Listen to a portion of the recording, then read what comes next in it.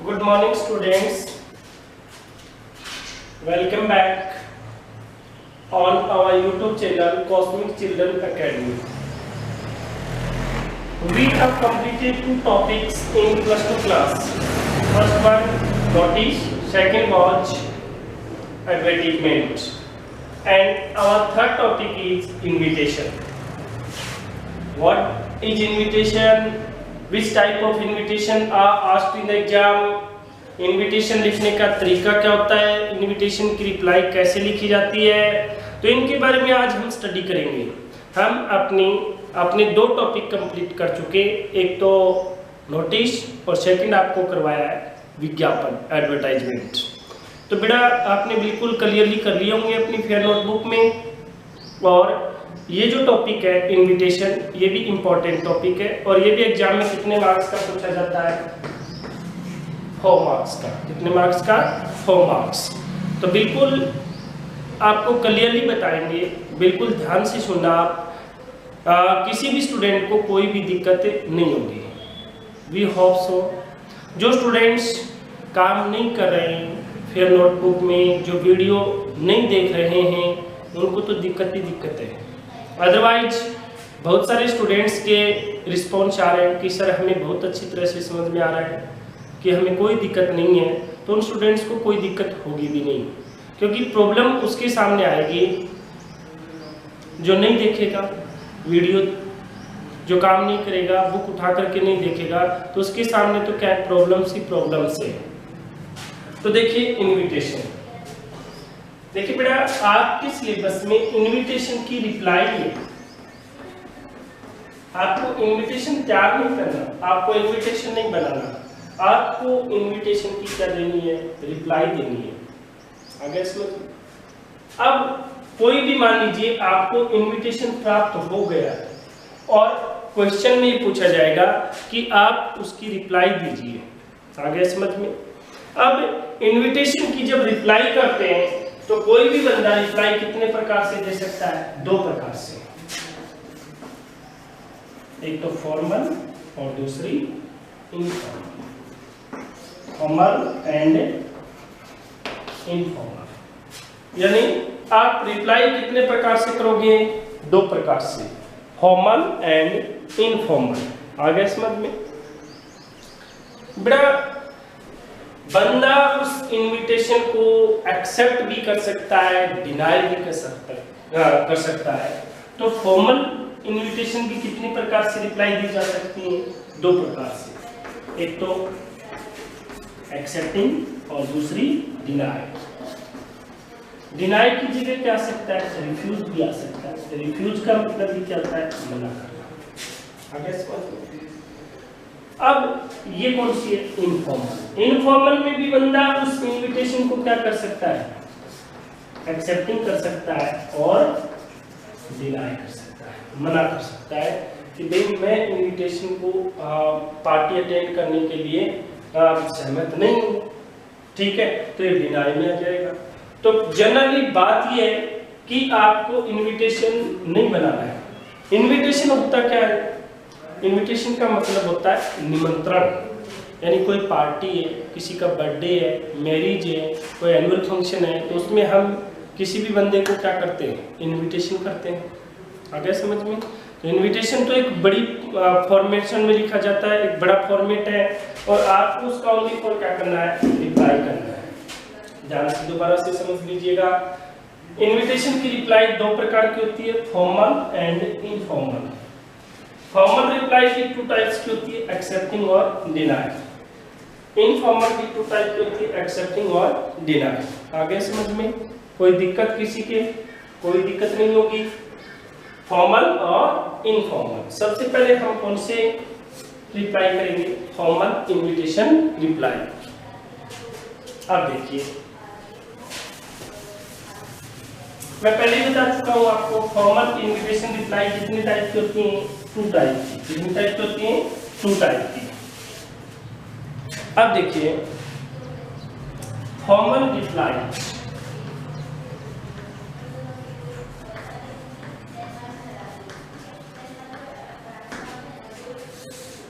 Formal replies, ठीक है। अब वो कौन से बिंदु हैं, वो कौन से पॉइंट्स हैं जो हमें माइंड में कंसीडरेशन करने हैं, समझने हैं कि जब आप इनविटेशन, फॉर्मल इनविटेशन की रिप्लाई दे रहे हो तो आपको किन किन चीजों का ध्यान रखना है। फर्स्ट देखिए, formal invitation always be used in with third persons. He, she, it or name. Okay, second यानी इंपॉर्टेंट बात है, formal invitation always be used with third person he, she, it and name. First person कौन सा होता है बेटा? I और we. Second person के प्रोनाउन यू, और third person he, she, it और किसी का नेम। ठीक है। सेकंड इंपॉर्टेंट बात यह है कि इसमें किसी भी पर्सन को क्या नहीं किया जाता? एड्रेस नहीं किया जाता, संबोधन नहीं किया जाता। डोंट एड्रेस एनीवन, यानी किसी को भी क्या नहीं क्या करना, आपको एड्रेस नहीं करना है। अब थर्ड ये, इनविटेशन में हम ये क्लियरली लिखते हैं कि हम इस इनविटेशन को एक्सेप्ट कर रहे हैं या डिनाई कर रहे हैं। आगे समझ में, यानी आपको क्लियरली ये बताना है, you are accepting the invitation और डिनाई। आप इनविटेशन को एक्सेप्ट कर रहे हैं या डिनाई कर रहे हैं, ये आपको क्लियरली क्या कर देना है, बताना है। ठीक है। वर्ड लिमिटेशन कितनी है बेटा? 50 वर्ड्स। कितनी है? 50 वर्ड्स। दूसरा ये बेटा, आपको इनविटेशन में ये दिया हुआ मिलेगा कि आपको फॉर्मल लिखना है या इनफॉर्मल लिखना है, आपको इनविटेशन एक्सेप्ट करना है या डिनाई करना है। ये चीज आपको क्या मिलेगी? क्लियर लिखी हुई मिलेगी क्वेश्चन में। ठीक है ना। क्वेश्चन को ध्यान से पढ़ना, क्वेश्चन में पूरा क्लियर हो जाएगा कि इनविटेशन की रिप्लाई एक्सेप्टिंग में करनी है या डिनाई में करनी है, फॉर्मली लिखना है या इनफॉर्मली रिटर्न करना है। आगे समझ में। अब इसमें नीचे नेम, सिग्नेचर नहीं लिखे जाते, डोंट राइट। आगे समझ में। इसमें नीचे आपको अपना नेम, सिग्नेचर नहीं लिखना है, समझ गए? बिल्कुल आपको सीधा ही लिखना है। लास्ट में आपको रीजन बता देना है कि भाई आप एक्सेप्टिंग क्यों नहीं कर रहे हैं, तो उसका रीजन बता दोगे। यदि आप उसको एक्सेप्ट कर रहे हो तो I heartly accepting to your invitation, he will attend the party function, जो भी है वो आ जाएगा। एक चीज का ध्यान रखना है, किसमें लिखना है? थर्ड पर्सन में लिखना है, थर्ड पर्सन के प्रोनाउन का यूज करना है। पहली बात तो यही बताइए। दूसरी, डोंट एड्रेस एनीवन, किसी को संबोधन नहीं करना। Dear friend, dear students, dear my brother, ऐसे आपको नहीं लिखना है। You are accepting the invitation deny, आपको ये भी क्लियर बताना है कि आप इनविटेशन को एक्सेप्ट कर रहे हैं या डिनाई कर रहे हैं। अब बहुत सारे स्टूडेंट ही सोच रहे हैं कि हमें कैसे पता चलेगा कि सर हम इनविटेशन को एक्सेप्ट करें या डिनाई। ये बात आपको क्वेश्चन में लिखी हुई मिलेगी। पहली बात तो ये लिखी हुई मिलेगी कि आपको इनविटेशन फॉर्मल लिखना है या इनफॉर्मल। दूसरी बात ये लिखनी है आपको, दूसरी बात ये मिलेगी आपको क्वेश्चन में कि आपको इनविटेशन है उसका रिस्पॉन्स एक्सेप्टिंग में देना है या रिफ्यूजल में देना है, डिनाई करना है, इसके बारे में। आ गया समझ में? नेक्स्ट लिखा है वर्ड लिमिटेशन 50 वर्ड्स। कितनी बेटा? 50 वर्ड्स। आपको इनविटेशन कितने वर्डिंग में लिखना है? 50 वर्ड्स में लिखना है। इसका मतलब आपको और 5 लाइन्स रिटर्न करनी है, 4 या 5 लाइन। ठीक है। Name signature don't write in the last, last में नहीं लिखना है yours truly friend, yours faithfully, आपको नेम और सिग्नेचर नहीं देना है। ठीक है, क्लियर हो गया सभी के? तो I hope there will be no problem of any students. If you has any problem you can ask to us, we are for you. Okay, अब ये सारी बातें ये किससे क्लियर होंगी? एग्जाम्पल से। किससे क्लियर हो जाएंगी? एग्जाम्पल से। हम इसका एग्जाम्पल देखेंगे तो सारी चीजें क्लियर हो जाएंगी। पहली बात, आज का हमारा टॉपिक क्या है? इनविटेशन। यही बताया है। इनविटेशन कितने प्रकार के होते हैं? 2 प्रकार के, फॉर्मल, इनफॉर्मल। फॉर्मल भी कितने टाइप के होते हैं? 2 प्रकार के, एक्सेप्टिंग, डिनाई। और सबसे पहले हम कौन सी रिप्लाईज कर रहे हैं? Formal replies. कौन सी रिप्लाईज कर रहे हैं? Formal replies. अब देखिए नेक्स्ट, फॉर्मल रिप्लाईज भी कितने टाइप्स की होती है बेटा? 2 टाइप्स की। एक तो होती है एक्सेप्टिंग और दूसरी डिनाई।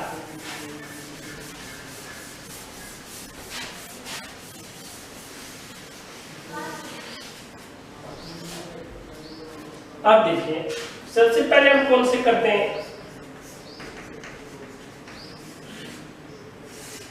एक्सेप्टिंग वाले करते हैं। कौन से करते हैं? एक्सेप्टिंग। आगे समझ में? देखिए एक क्वेश्चन है, जैसे you are Arjun,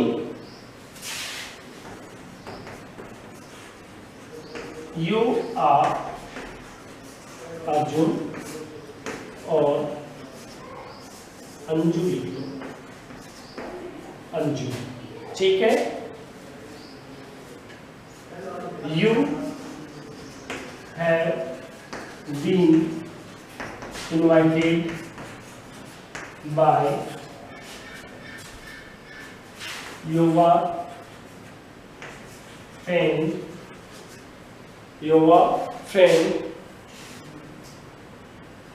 friend, your friends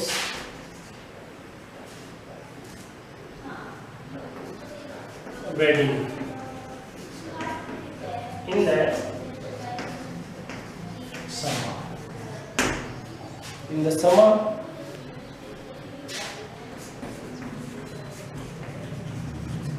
respond the invitation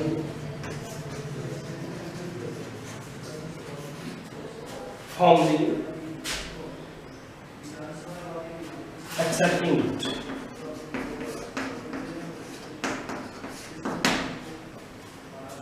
तो ये बेटा क्वेश्चन बिल्कुल क्लियर है।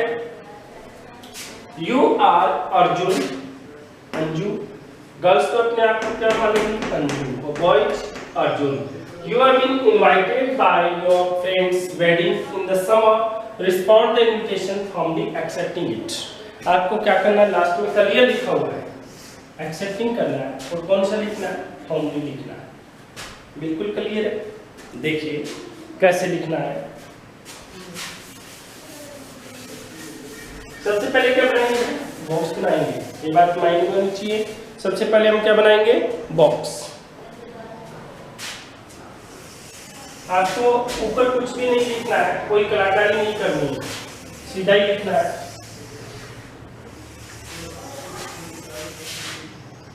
थर्ड पर्सन में लिखा जाएगा। Always be written in with a third person.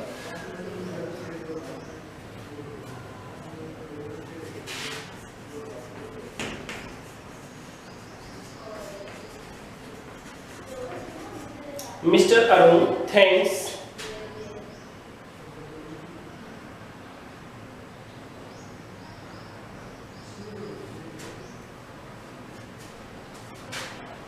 अच्छा क्या लिखा है? अर्जुन लिखा है, ARJUN। Mister Arjun thanks mister Varun Kumar Verma, mister Varun Kumar Verma for his kind invitation, for his kind for his kind invitation for the marriage of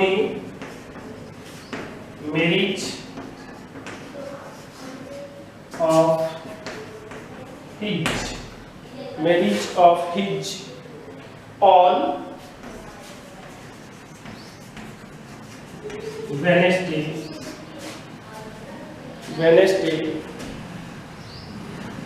Wednesday कब है 11 जून 2020। तब तो शादियां बंद हैं जून में जाकर के, ठीक है ना। at 6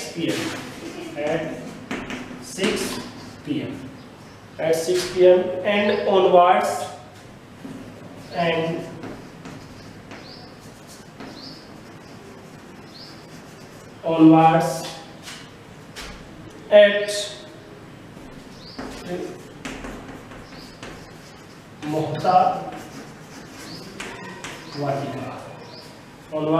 'मोहता वाटिका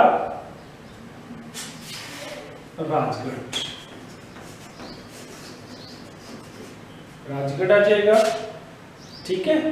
अब यहां तक आपको लिखना है। अब एक लाइन क्या कर लेनी, चेंज कर लेनी है। तो इस लाइन में आ जाएगा he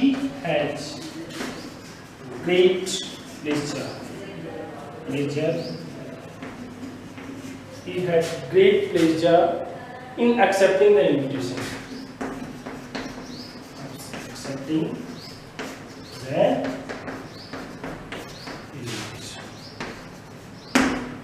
कि बस इतना सही है बेटा, बिल्कुल इजी है। 3-4 लाइन है, ये आपको लिखनी है और सिर्फ वर्डिंग को ही चेंज करना है। बट ये आपको ध्यान रखना है कि आप फर्स्ट पर्सन का यूज कर रहे हो, सेकंड पर्सन का है, थर्ड पर्सन का। आपको किस में नहीं लिखना है, आपको सेकंड पर्सन और फर्स्ट पर्सन का यूज नहीं करना है। अब देखिए बेटा, 2 होते हैं, एक तो होता है होस्ट, वैसे बहुत सारे होते हैं लेकिन हम बात किसकी कर रहे हैं, इनविटेशन की। एक तो होता है होस्ट और एक होता है गेस्ट। होस्ट क्या होता है भाई, होस्ट होता है मेजबान और गेस्ट होता है मेहमान, ठीक है ना। जो हमारे घर पे आते हैं उसको हम क्या बोलेंगे, गेस्ट, और हम उनके लिए क्या है, होस्ट पे। जैसे इंडिया की टीम ऑस्ट्रेलिया में जाएगी तो ऑस्ट्रेलिया तो क्या है, होस्ट, और इंडियन टीम क्या है, गेस्ट। ये ध्यान रखना है। पहले नेम यहाँ पे किसका आएगा, गेस्ट का आएगा। आगे समझिए, mister Arjun thanks mister Varun Kumar. मैं मिस्टर वरुण कुमार को धन्यवाद देता हूँ फॉर हिज काइंड इन्विटेशन, कि आपने जो हमें इन्विटेशन भेजा उसके लिए। For the marriage of his, कि आपकी क्या है, शादी है। कब, on Wednesday 11 June 2020 at 6 PM। कहाँ पे है, and onwards at Mohta Vatika Rajgarh. He has great pleasure. ये ध्यान रखना है बेटा, यहाँ पे ये नहीं आप ही की जगह आई कर दो, I have great pleasure in accepting the invitation. आपको थर्ड पर्सन में लिखना है, ही हैज ग्रेट प्लेजर। गर्ल से वो क्या कर देंगी, सी कर देंगी। आगे कैसे उसमें देखिए कैसे, जैसे मिस्टर अर्जुन है तो इसकी जगह आप मिसेज किरण थैंक्स, सॉरी मिस लिख सकते हो, या mister miss Kiran thanks miss Vandana Verma for her kind invitation. इस हिज की जगह क्या जाएगा, हर आ जाएगा, यहाँ भी हर आ जाएगा। आगे समझ में। तो गर्ल्स के लिए तो पैटर्न क्या होगा, ये होगा, और बॉयज वो अपनी जगह पे किसका यूज कर सकते हैं, ही का यूज कर सकते हैं। आगे समझ में। तो आप इस इनविटेशन को क्या कर रहे हो, हम इस इनविटेशन को क्या कर रहे हैं, एक्सेप्टिंग कर रहे हैं। क्या कर रहे हैं, एक्सेप्टिंग कर रहे हैं। तो यहां तक तो सेम ही रहेगा बेटा। अब आपको यदि इनविटेशन डिनाई करना है तो लास्ट में ही हैज ग्रेट प्लेजर ऐसे नहीं लिखोगे, he is sorry for that he cannot attend that function, ऐसे आ जाएगा। फंक्शन ऐसे आपको लिखना है। तो ये कौन सा बेटा एक्सेप्टिंग वाला है, कौन सा है एक्सेप्टिंग वाला है। तो बिल्कुल आप इसको एक्सेप्ट कर सकते हो, किसी को कोई भी दिक्कतें नहीं होगी। बट आपको थोड़ा सा वर्डिंग का ध्यान रखना है। यदि आपने स्टार्टिंग में गलत कर दिया, अब मान लीजिए आपको पूछा है फॉर्मली, आप लिख रहे हो इनफॉर्मली, तो स्टार्टिंग में आपका क्या हो जाएगा, रॉन्ग हो जाएगा। अगर क्या समझ में, यानी आपको स्टार्ट अप देना बहुत क्या है जरूरी है। स्टार्टअप आप कैसे देते हो, लिखने का तरीका क्या होगा, कैसे लिखते हो, तो इस बात पे आपका फोकस होना चाहिए। ठीक है, यानी आपको ये सारी बातें किस में मिली हुई दी हुई होंगी, क्वेश्चन में दी हुई होंगी, और जो क्वेश्चन को बिल्कुल क्लियरली पढ़ेगा तो उसको कोई भी दिक्कतें नहीं होगी। ये कौन से कर रहे हैं, एक्सेप्टिंग वाले कर रहे हैं। नेक्स्ट देखिए बेटा,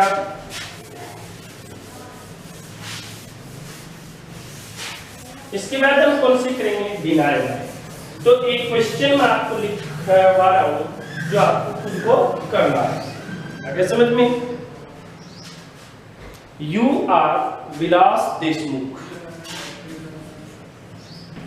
you are Vilas Deshmukh,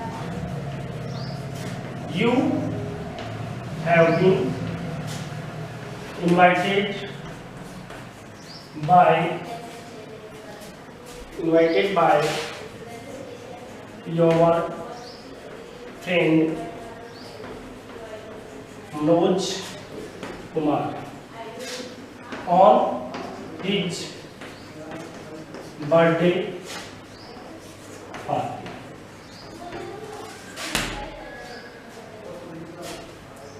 birthday party.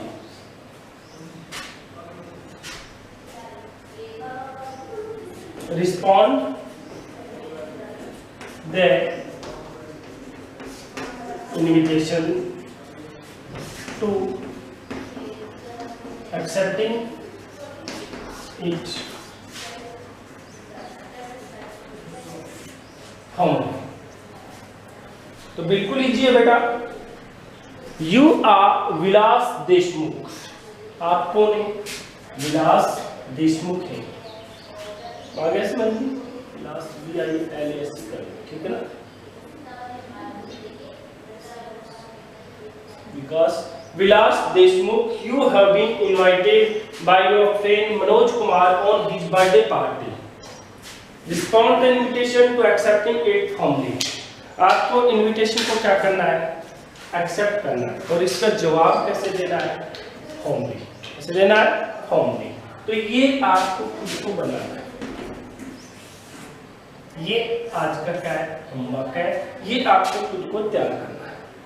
ठीक है, तो हम इनविटेशन कर रहे हैं, इनविटेशन की रिप्लाई कितने प्रकार की होती है, फॉर्मल क्या होते हैं, इनफॉर्मल क्या होते हैं, फॉर्मल कौन से स्टाइल में लिखे जाते हैं, इनफॉर्मल कौन से स्टाइल में, तो ये हम आपको बताएंगे। ठीक है, और नेक्स्ट हमारी जो क्लास होगी वो किसको लेकर के होगी, डेडलाइन। यानी आप इनविटेशन को आपको क्या करना है, डिनाई करना है, डेडलाइन करना है। आगे समझ में, तो डेडलाइन का मतलब क्या होता है, मना करना, डिनाई का मतलब भी मना करना होता है, रिफ्यूजल का मतलब भी मना करना, तो इसके ऊपर होगी, ये आपको खुद को प्रिपेयर करना है। आगे क्या समझ में, खुद अपना प्रिपेयर करके और फिर बताओगी कि कैसे लिखे जाते हैं, और इसका मैं जो आपके सामने जो भी प्रॉब्लम्स से फेस होंगी आप उनके बारे में हमसे पूछोगे। आगे, और ये जो हम वीडियो बना रहे हैं बेटा, इनको ध्यान से समझिएगा, ये नहीं बीच बीच में आप कट मार करके देखते रहें। बिल्कुल अभी 20, 30 या 35 मिनट का ही तो वीडियो अपलोड कर रहे हैं, तो इतना टाइम तो आप निकाल ही सकते हो। और जब भी आपको टाइम मिलता है तो आप इनका फिर जो नोटबुक है, और वैसे तो टाइम ही है, अब जो लॉकडाउन चल रहा है उसमें तो आप बाहर से निकलते नहीं घर से, तो इसलिए उसका टाइम का यूज करो और ये लिखो। कोई प्रॉब्लम हो तो आप हमें पूछ सकते हैं। आ गया। दूसरा आपको बता दें कि बोर्ड क्लासेस बहुत सारे स्टूडेंट्स के दिमाग में चल रहा है कि सर पेपर कब होंगे, लास्ट टाइम बोर्ड की क्लासें जो हैं बोर्ड के पेपर वो कब होंगे। बेटा अभी तक 10th और 12th की कोई भी बोर्ड की एग्ज़ाम की डेट है वो डिसाइडेड नहीं है। आ गया समझ में। हम बता दें आपको, अभी जो चर्चा चल रही थी वो 7th या 8th में की है, बट अभी तक हम क्लियरली नहीं कह सकते कि 100% 7th और 8th को होगा। बट जैसे ही लॉकडाउन एंडिंग होता है तो फर्स्ट प्रायोरिटी जो गवर्नमेंट की रहेगी वो पेपर करवाने हैं। बहुत बड़ा हेडेक है पेपर अभी बहुत सारे स्टूडेंट्स के लिए। तो कई स्टूडेंट है वो तो पीछे छुड़ा चुके हैं, लेकिन बहुत सारे स्टूडेंट है जिनका 1 या 2 पेपर रह चुका है, तो उनके लिए ये हेडेक तभी खत्म होगी जब लॉकडाउन एंडिंग होगा। और लॉकडाउन एंडिंग के बाद में सोशल डिस्टेंसिंग का ध्यान रखना बहुत जरूरी है, क्योंकि गवर्नमेंट के लिए पहली प्रायोरिटी यही रहेगी कि सोशल डिस्टेंसिंग कैसे बनाई जाए। क्योंकि आपको पता है कि जो एग्जाम सेंटर हैं उनके अंदर बहुत सारी दिक्कतें हैं कि भाई इनके बीच में 2 मीटर का गैप कैसे रखा जाए। तो इसलिए थोड़ा सा आपको इस पे विशेष ध्यान देना है। जैसे ही एग्जाम डेट डिसाइड होगी हम आपको बता देंगे। और यदि हमारे वीडियो अपलोडिंग में किसी भी प्रकार की दिक्कत आ रही हो तो आप बीच में सुझाव सजेशंस दे सकते हैं। हम आपके सजेशंस का वेलकम करेंगे। We also improve in our study material. Okay, thanks, have a great day.